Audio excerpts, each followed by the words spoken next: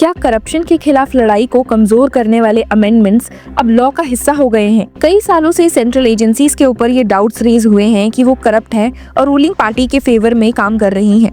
हाल ही में सामने आए एक शॉकिंग डाटा में ये भी सामने आया कि 1 जनवरी से जून 30, 2025 के बीच इन्फोर्समेंट डायरेक्टरेट ने prevention of money laundering act के तहत 5,892 केसेस फाइल किए, लेकिन सिर्फ 8 केसेस यानी कि 0.1% में कन्विक्शन हुआ। इसका मतलब है कि सिर्फ 15 लोग कन्विक्टेड हुए, जो ईडी की इन्वेस्टिगेशन एफिशिएंसी पर बड़ा सवाल उठाता है। Minister of state for finance Pankaj Chaudhary ने ये डाटा तृणमूल MP साकेत गोखले के सवाल के जवाब में पार्लियामेंट में दिया। ईडी ने प्रोसिक्यूशन कंप्लेंट्स 1398 केसेस में फाइल की, जो टोटल केसेस का 23% है, और सिर्फ 300 में चार्जेस फ्रेम हुए। 49 केसेस यानी कि 0.8% में क्लोजर रिपोर्ट फाइल हुई, यानी कोई सॉलिड एविडेंस नहीं मिला। अब पॉलिटिकल स्टॉर्म भी इस बात पर उठ रहा है, क्योंकि ईडी ने रीसेंट ईयर्स में कांग्रेस, आम आदमी पार्टी, TMC जैसे ऑपोजिशन लीडर्स के against aggressively corruption and money laundering acts को यूज किया है। ऑपोजिशन का आरोप है कि सेंटर ईडी का मिसयूज करके पॉलिटिकल वेंडेटा चला रही है और लो कन्विक्शन रेट उनके क्लेम्स को सपोर्ट करता है। सोचने वाली बात है कि क्या ईडी की एक्शंस जेन्युइन है या पॉलिटिकल टूल, और क्या करप्शन के अगेंस्ट फाइट में आए अमेंडमेंट्स भी अब गलत हैं? यही सवाल सुप्रीम कोर्ट के कोर्टरूम में गूंज उठा, जब 5 अगस्त को एक बहुत ही इंपॉर्टेंट रेट पिटीशन पर एक्सटेंसिवली आर्गुमेंट सुने गए। ये पिटीशन चैलेंज करती है प्रिवेंशन ऑफ करप्शन एक्ट 1988 के कुछ कंट्रोवर्शियल अमेंडमेंट्स को, जो 2018 में इंट्रोड्यूस किए गए थे। और कोर्टरूम का माहौल ऐसा था जैसे एक हाई वोल्टेज डिबेट हो रही हो। एक तरफ था पब्लिक इंटरेस्ट का सवाल, तो दूसरी तरफ ऑनेस्ट ऑफिसर्स के प्रोटेक्शन का concern. A bench comprising justice BV Nagarathna and justice KV Viswanathan ने इस पिटीशन पर आर्गुमेंट सुने, जो centre for public interest litigation ने फाइल की थी।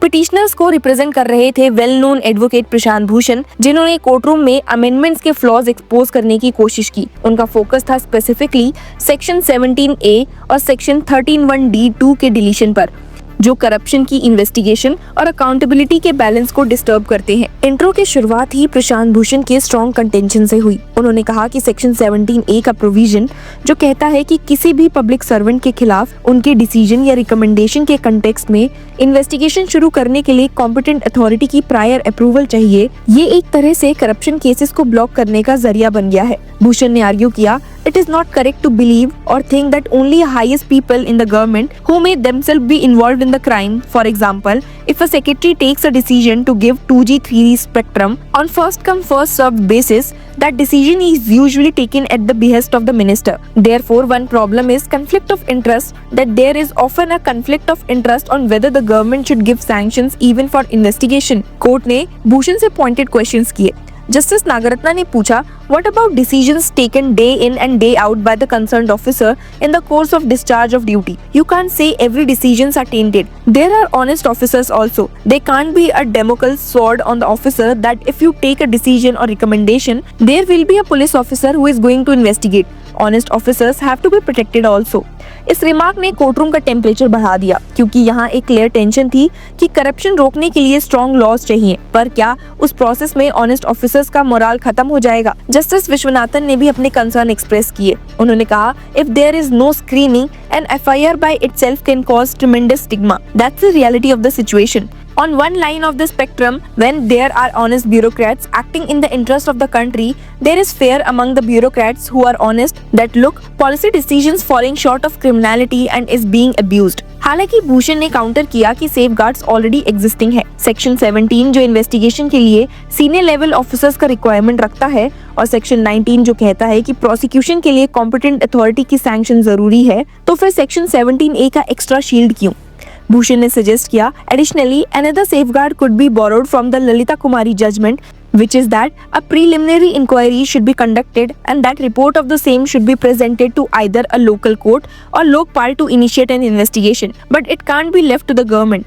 कोर्ट का जवाब फिर भी क्लियर था कि इम्प्लीमेंटेशन की फ्लॉज अलग है और प्रोविजन को अनकॉन्स्टिट्यूशनल डिक्लेयर करना अलग। जस्टिस नागरत्ना ने फर्मली ऑब्जर्व किया, if you would find in the realm of the implementation some prejudice और inaction, that is a matter that can be challenged and the law will take its course. Merely because in implementation a grievance according to you may arise, can you say that the provision is bad? Debate और ज्यादा intense तब हो गई जब justice Nagarathna ने एक thought provoking example दिया। She said, She then asked if an executive makes a promise before the election and fails to fulfill it, would that amount to corruption? The political executive is there to ensure policy decision is being implemented. They would have made electoral promises. They want those promises to be implemented. You can't say if any for the implementation any decision or recommendation is made. You can't say it's corruption. इस पूरी debate के बीच में एक और critical angle आया, honest versus dishonest officers का thin line. Justice Viswanathan ने suggest किया that instead of throwing baby out of the water, a guarantee of independence be read within the provisions to protect honest safeguards. Meanwhile, Solicitor General Tushar Mehta भी briefly argue करते हुए नजर आए। उन्होंने court को reassure किया that all decisions, including approval and grant of sanction for prosecution, is amenable to court scrutiny. Justice Viswanathan ने उनसे पूछा कि सैंक्शन ग्रांट करते वक्त गवर्नमेंट कौन से मटेरियल कंसीडर करती है जो अभी पेंडिंग क्लैरिफिकेशन है। इस कोर्टरूम डिबेट ने एक चीज क्लियर कर दी कि करप्शन के खिलाफ बैटल सिंपल नहीं है। एक तरफ भूषण जैसे एक्टिविस्ट का स्टैंड है कि सेक्शन 17A जैसे प्रोविजंस करप्शन इन्वेस्टिगेशन को क्रिपल करते हैं, तो दूसरी तरफ कोर्ट का कंसर्न है कि हर डिसीजन को सस्पिशियस बनाना गवर्नेंस को पैरालाइज कर देगा। ये एक क्लासिक क्लैश है between accountability and administrative efficiency. Supreme court ने अभी फाइनल वर्डिक्ट रिजर्व नहीं किया है। बाकी के आर्ग्यूमेंट्स आज सुने जाएंगे, लेकिन अब तक के सबमिशंस ने लीगल फ्रेटर्निटी में एक नया स्टॉर्म खड़ा कर दिया है। कॉमन सिटीजंस भी सोचने पर मजबूर हैं कि क्या लॉ अब करप्ट ऑफिसर्स के लिए शील्ड बन गया है या फिर ये एक नेसेसरी इविल है टू प्रोटेक्ट ऑनेस्ट गवर्नेंस। इस केस का आउटकम सिर्फ एक लीगल टेक्निकलिटी नहीं होगा, बल्कि गवर्नेंस और करप्शन के बैलेंस को डिफाइन करेगा। और यही वजह है कि इस केस की हेयरिंग सिर्फ कोर्टरूम तक सीमित नहीं है, बल्कि हर इंडियन के लिए एक बर्निंग टॉपिक बन गया है, क्योंकि यहाँ डिसाइड हो रहा है कि देश में करप्शन के खिलाफ लड़ाई का फ्यूचर क्या होगा। आपको इस हेयरिंग को देखते हुए क्या लगता है, हमें कमेंट्स में जरूर बताइए and keep following us for more legal updates.